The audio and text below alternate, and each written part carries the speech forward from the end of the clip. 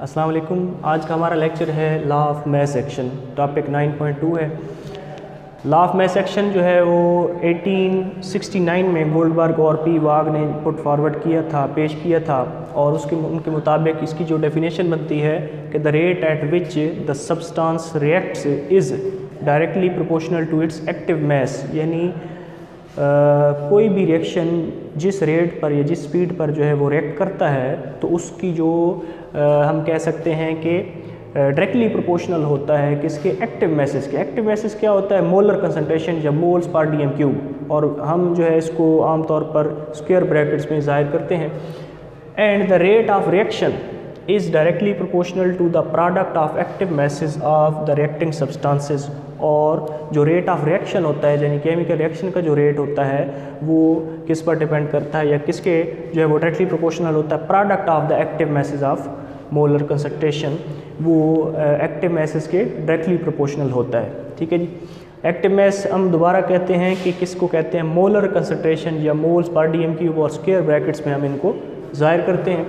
For example एक reversible reaction है हमारे पास, A + B gives us C + D। Reversible reaction है हमारे पास, A + B जो है वो फॉरवर्ड रिएक्शन में जा रहे हैं, C + D दे रहे हैं प्रोडक्ट्स। ठीक है जी। और दोबारा जो है C + D रिएक्ट करके बैकवर्ड जो है वो हमें रिएक्टेंट्स जो है दे रहे हैं। तो रेट ऑफ फॉरवर्ड रिएक्शन को जो है हम KF, यानी इसका जो स्पेसिफिक रेट कांस्टेंट है वो KF, यानी rate constant for forward reaction KF। और जो backward reaction C + D A + B में जा रहे हैं तो उनके लिए हम KR इस्तेमाल करते हैं, यानी rate constant, specific rate constant for reverse reaction. तो लॉ ऑफ मैस एक्शन के मुताबिक हमें पता है कि substance reacts is directly proportional to active masses, यानी अगर फॉरवर्ड रिएक्शन में रिएक्टेंट्स जा रहे हैं तो ये डायरेक्टली प्रोपोर्शनल होंगे किसके? एक्टिव मैसेज के। अब rate of forward reaction is directly proportional to active masses of AB, यानी AB जो है वो गिव्स अस C + D, यानी फॉरवर्ड रिएक्शन में जा रहे हैं। ठीक है जी। तो हमें पता है कि rate of forward reaction directly proportional है। डायरेक्टली प्रोपोर्शनल या प्रोपोर्शनलिटी का साइन जो है ख़त्म करने के लिए क्या करते हैं, हम A = लगाते हैं और साथ उसका कांस्टेंट आता है। चूँकि फॉरवर्ड रिएक्शन है तो फॉरवर्ड रिएक्शन का जो कांस्टेंट होगा वो हमारे पास क्या होगा? KF। तो KF लगेगा और साथ = और साथ जो है एक्टिव मैसेज यानी AB जो रिएक्टेंट्स थे। इसी तरह रेट ऑफ रिवर्स रिएक्शन हमें पता है is directly proportional to active masses of the species in molar concentration, यानी rate of reaction is directly proportional to active masses. इसी तरह बैकवर्ड या रिवर्स रिएक्शन जो होता है वो भी डायरेक्टली प्रोपोर्शनल होता है एक्टिव मैसेज के। अब रिवर्स रिएक्शन जो है वो C + D है, तो एक्टिव मैसेज हम CD लिखेंगे, यानी जो रिवर्स रिएक्शन बैकवर्ड में जा रहा है और हमें रिएक्टेंट्स मिल रहे हैं। तो उसी तरह प्रोपोर्शनलिटी साइन हटाएंगे तो = आएगा, साथ उसका एक कांस्टेंट आएगा। अब रेट कांस्टेंट जो है बैकवर्ड रिएक्शन या रिवर्स रिएक्शन के लिए KR होता है, तो साथ उसका KR हम लगाएंगे, और CD जो है हमारे पास वो क्या होंगे? एक्टिव मैसेज होंगे फॉर रिवर्स रिएक्शन।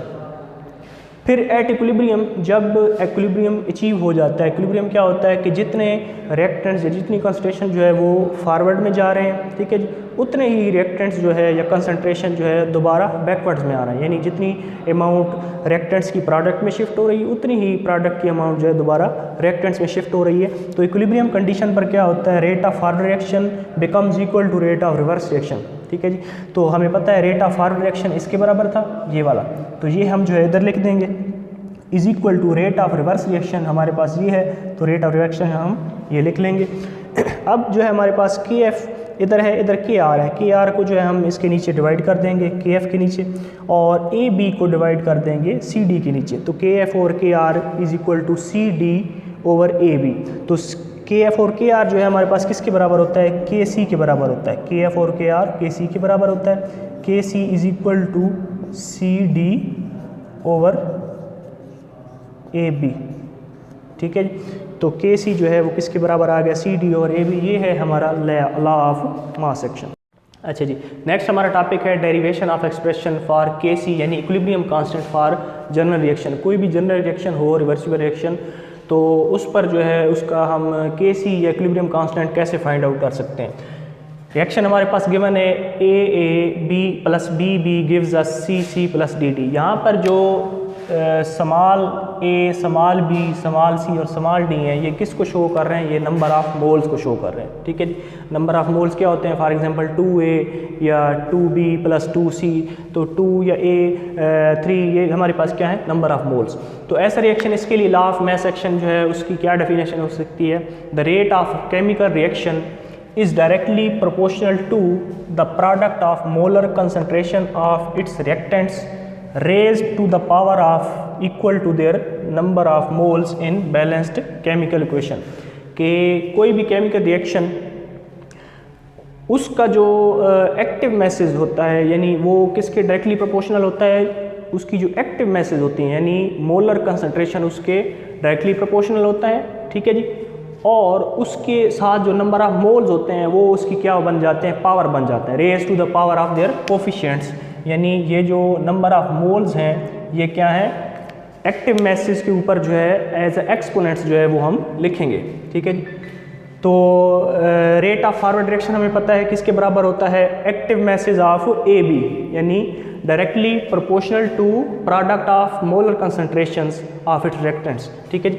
अब ये जो है मोलर कंसंट्रेशन, इसको हम एक्टिव मैस भी लिख सकते हैं। आर एफ जो है वो directly proportional to A B. ठीक है जी। और अगर हम प्रोपोर्शनलिटी साइन हटाते हैं तो दो चीज़ें आती हैं हमारे पास। कौन कौन सी आती हैं?